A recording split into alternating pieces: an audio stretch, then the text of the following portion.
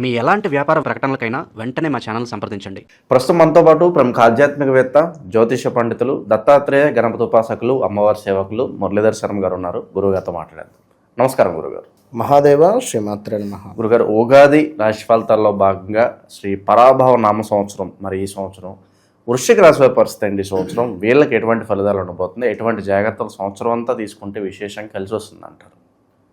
హరశంభో మహాదేవ విశ్వేశ అమరవల్లభ శివశంకర సర్వాత్మాన్ నీలకంఠ నమోస్తుతే మృత్యుంజయాయ రుద్రాయ నీలకంఠాయ శంభవే అమృతేశాయ శర్వాయ మహాదేవాయ తే నమః.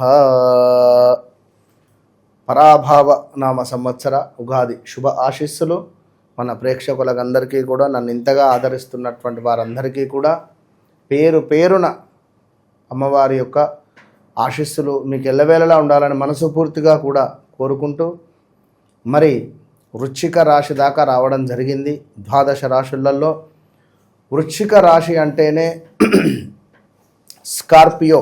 వృశ్చికము అంటే మనకు స్కార్పియోగా చెప్పబడేటువంటి సందర్భాలలో ఇక్కడ ఆదాయ వ్యయాలు, అదేవిధంగా రాజపూజ్యము, అవమానాలు. ఆదాయం 11, వ్యయం 5, రాజపూజ్యం 2, అవమానం 6. ఎక్కువగా 10 మంది నోర్లల్లో నానే పరిస్థితి ఉంటుంది. సో ఈ సంవత్సరంలో ఒకే మాట చెప్తున్నాను, 2021 ఆగస్టు నుండి 2023 ఆగస్టు వరకు ఎన్నో ఇబ్బందులు ఎదుర్కొన్నారు. 24లో కొంత పర్వాలేదు, 25లో కూడా ఇబ్బందులే, 26లో కూడా కొన్ని ఇబ్బందులు అయితే ఉంటవి. రెడీగా ఉండండి. విపరీతమైనటువంటి నరఘోష, నరదృష్టి చాలా డేంజర్ జోన్లో ఉండబోతూ ఉన్నది అనేటువంటి విషయాన్ని గమనించుకోగలరు. ఎందుకు అంటే, మీరు మీ వ్యక్తిగత జాతకములో నడిచే అంతర్దశలను చెక్ చేసుకొని ముందుకు వెళ్ళేంత వరకు నాది వృశ్చిక రాశి అని మీరు ఫిక్స్ అయి కూర్చుంటే ఇంతే ఉంటుంది. నా, నీ, ను, నే, యా, యు అక్షరాలతో పేర్లు మొదలయ్యేటువంటి కంపెనీలు, మనుషులు, గ్రామాలలో పెను సంచలనాలే ఉన్నవి, గమనించుకోగలరు. ఓవరాల్గా మరి ఇక్కడ ఈ వృశ్చిక రాశికి సంబంధించినటువంటి ఆదాయ ఒకటే చెప్తున్నాను, మన మాట అనేటువంటిది మంచిది కావాలి. మన మాట మంచిది అయితే ఊరు మంచిది అంటారు. సో ఆ విధంగా ఉంటే మనకు అవమానాలు ఉండవు, రాజపూజ్యము పట్టించుకోవద్దు. సో ఏదున్నా ఒక లెవెల్లో చూసుకుంటే సరిపోతుంది. చిన్నతనమున తీవ్ర అనారోగ్య సమస్యలతో ఉంటారట వీరు. అదేవిధంగా రహస్యములు బయటికి చెప్పరు ఈ యొక్క వృశ్చిక రాశివారు. అదేవిధంగా మాటలు వాడిగా కఠినముగా ఉండును, మనస్సు మాత్రము సున్నితంగా ఉంటుంది. ఎట్లా అంటే, ఏమైనా ఒక డబ్బులు కావాలి, లేవు, ఒక 10,000 లేవు, నాకే ఫుల్ ఖర్చు, రూపాయి బిల్లు అడగకు. మనం వారికి అవసరం ఉంటే 10 సార్లు అడిగిండు, మనం ఇచ్చినాము, గిట్లేంది అని మనకు అనిపిస్తుంది. స్నేహితులకు ప్రాణం ఇచ్చుటకైనా వెనకాడరు. శారీరక మానసిక కష్టాలు ఓర్పుతో సహించుకుంటారు. అదేవిధంగా త్యాగబుద్ధి, నిర్మోహమాటంగా తీవ్రంగా విమర్శించడం, కక్ష సాధించడము, ఏదన్నా ఉంటే మనసులో పెట్టుకొని కక్ష సాధిస్తారు. పరోపకారం చేయడం, ధైర్యం ఎక్కువ, ఆత్మవిశ్వాసం, సహనం కలిగి ఉంటారు. డబ్బు మాత్రము అధికంగా ఖర్చు పెడతారు. అభిప్రాయ భేదములు వచ్చినను సర్దుకోగలుగురు. మానసికంగా ఎంతో గట్టిగా ఉంటారట. సో వృశ్చిక రాశి వారికి సంబంధించి మరి రాశి వారికి 1/6/2025 నుండి గురువు వీరికి 9-10 గురువు ఈ సంవత్సరము కూడా అతిచారం ఉంది గురుగ్రహానిది.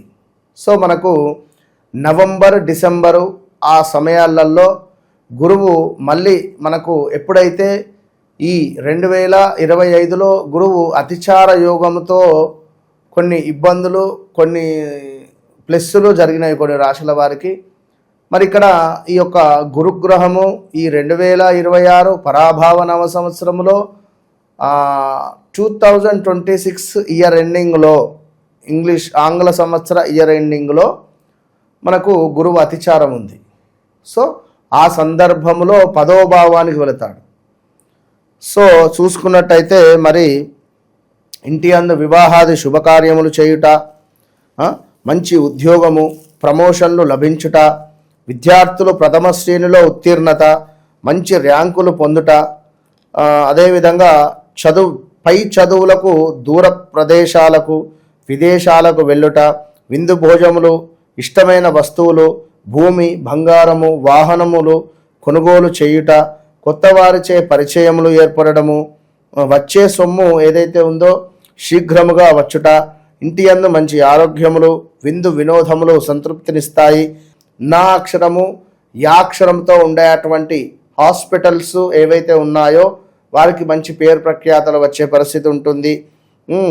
లాయర్లు, కొన్ని ఆటంకములు కలుగును లాయర్లకు, ఉపయుక్తమైనటువంటి ప్రయాణాలు చేయుట, సకాలంలో సందర్భానికి చాలా చక్కటి నిర్ణయాలు తీసుకోవడము, వ్యవహారమందు అనుకూలం ఉంటుంది. అవకాశాలను ఏవైతే ఉన్నాయో అవకాశాలను అందిపుచ్చుకుంటారు. మీ శ్రమ వృధా కాదు. గతములో పడినటువంటి శ్రమ ఏదైతే ఉందో అది వృధా మాత్రము కాదు. ఇక వ్యాపారమందు మంచి లాభాలు అందుకుంటున్నారు. నూతన వ్యాపారము ప్రారంభించుట, ఇంటిలో ఇంకొకరికి సంపాదన మొదలవ్వడము, రియల్ ఎస్టేట్ వ్యాపారమునందు అభివృద్ధి, లేడీస్ ఎంపోరియంలో అభివృద్ధి, బట్టల వ్యాపారమందు అభివృద్ధి, మంచి లాభాలు, డాక్టర్లకు మంచి పేరు ప్రఖ్యాతలు రావచ్చును, పెద్దల ఆశీస్సులు లభించుట, మాతా పితృభక్తి, కుటుంబంతో కలిసి తీర్థయాత్రలు చేయుట, ఉద్యోగపరంగా కష్టపడినందుకు ప్రతిఫలము దక్కుతుంది, రైతులకు పంటలు అధికంగా పండును, గవర్నమెంట్ రిలేటెడ్ ఉద్యోగం కోసం ఎదురు చూస్తూ ఉండేటువంటి వారికి వచ్చే ఛాన్సెస్ ఉన్నవి. మీ మంచితనం చూసి చాలామంది మిమ్మల్ని ఆశ్రయిస్తారు. మిమ్మల్ని తక్కువ అంచనా వేసి భంగపడుదురు. దాన ధర్మములు చేయురు. ఇంటి యందు పండుగ వాతావరణం ఏర్పడును. సంవత్సరాంతము కూడా మరి శనైశ్వరుడు 5వ భావంలో ఉండడం ద్వారా విపరీతమైనటువంటి నెగిటివ్ ఇంపాక్ట్ ఉంటుంది. ఎవడో మనకేమైనా చేసిండా, ఈ నరఘోష ఏంది, నరదృష్టి ఏంది, ఎక్కడి వెళ్ళినా రూపాయి మిగలకపోకుండా ఉండే సందర్భాలు ఉంటాయి. ఎవరి జాతక చక్రములో అయితే శనైశ్వరుడు కనుక ఉనికి కోల్పోయి ఉంటాడో వారికి ఇబ్బందులు ఎదుర్కొంది. మీనంలో కానీ, అదేవిధంగా ధనస్సులో కానీ, మేషంలో కానీ, వృశ్చికంలో కానీ శనైశ్వరుడు ఉన్నట్టయితే ఇక వీరిని మనం కాపాడలేం. ఒకవేళ సింహరాశిలో ఉన్నా కూడా చాలా డేంజర్ జోన్. చెడ్డవారితో స్నేహం చేయుట, వ్యర్థ సంచారము, వృత్తులందు కొంత ఆటంకాలు, కోపం అధికంగా ఉండుట, స్టమక్ రిలేటెడ్ ఇష్యూస్ ఉండడము, స్త్రీమూర్తులకైతే కొంచెం ఓర్పుగా మెలగాలి, ఎక్కువ ప్రయాణములు చేయుట, మీకు సహాయం చేస్తున్న వ్యక్తులు దూరం అయిపోవడము, అసందర్భ ప్రేలాపనలు, అదేవిధంగా ఎదుటివారిని తక్కువ అంచనా వేయరాదు, మధ్యవర్తిత్వం పనికిరాదు, మితిమీరిన ఆత్మవిశ్వాసం వల్ల నష్టపోయే అవకాశం ఉంది, అకారణమైన కలహాలు, చిల్లర తగాదాలు ఏర్పడుట, మనస్సునందు భయము, ఊహించని సంఘటనలు ఎదురవుట, శరీరమందు అనారోగ్యములు కలుగును, ఇలాంటివి ఎన్నో ఉన్నవి. సో ప్రతినిత్యము శనికి సంబంధించినటువంటి పూజలు కానీ, అదేవిధంగా శనికి సంబంధించినటువంటి అభిషేకాలు కానీ చేసుకోవడము ఎంతో విశేషాన్ని తెచ్చిపెడుతుంది. మంచి కర్మలను చేసుకుంటే చాలు. అన్నదానము కానీ, కాకులకు ఆహారం పంచడం కానీ, ఇలాంటివి చేసుకోవడం ద్వారా మంచి ఫలితాలు ఉంటవి. మొన్న మురుడేశ్వరులో శనికి సంబంధించింది సుమారుగా 6 to 7 feet విగ్రహం. ఎంత అద్భుతంగా అంటే అంత అద్భుతంగా ఉంది. అక్కడ అద్భుతంగా ఒక 50-54 మంది వచ్చారు. వాళ్ళందరికీ చక్కగా అభిషేకాలు, ఎంతో అద్భుతం. అంటే వారికి చాలా ఆశ్చర్యం వేసింది, బాగా అనిపించింది. సో ఎవరైనా వారి వారి వ్యక్తిగత జాతకరీత్యా నడిచే దశ అంతర్దశలను చెక్ చేసుకొని మరి శనైశ్వరుడు ఎక్కడున్నాడు, సూర్యుడు ఎక్కడున్నాడు, మరి మీ జాతకంలో సూర్యుడు ఉచ్చబొందుతాడు. మేషంలో కానీ వృచ్చికంలో కానీ సూర్యుడు ఉంటే తప్పకుండా గవర్నమెంట్ ఉద్యోగం వస్తుంది. ఉద్యోగం ఇప్పిస్తాను ఎవడైనా మోసం చేశాడా, ఇలాంటివన్నీ కూడా చూసుకొని ముందుకు వెళ్ళాలి. ఎందుకంటే నేను 100కు 200% నిజాన్ని మీకు చెప్పదలుచుకున్నా. ఒకటే మాట చెప్తున్నా. ఎందుకంటే గడిచింది, జరుగుతుంది, జరగబోయేది మనము చర్చించుకునేటువంటి పరిస్థితి. ఇక్కడ ఇంతటి సబ్జెక్ట్ ఎవరికి లేదు. సాధన అమ్మవారిది. ఇప్పుడు మీ జీవితంలో గడిచిన సంఘటన నేను చెప్తా అన్నప్పుడు ఎంత షాక్ విషయం, అవునా కాదు? ఇప్పుడు రేపటి రోజు ఎట్లా ఉంటుందని నేను చెప్పాను, నిన్నటి రోజు ఇట్లా ఉందని కూడా నేను చెప్పాలన్నా వద్దా? సో అందుకే ఎవరి రాశులలో కూడా ఎట్లా ఉంటుంది ఏమిటి అనేటువంటిది మనం చూసుకుంటూ మనం చెప్తూ ఉన్నాము.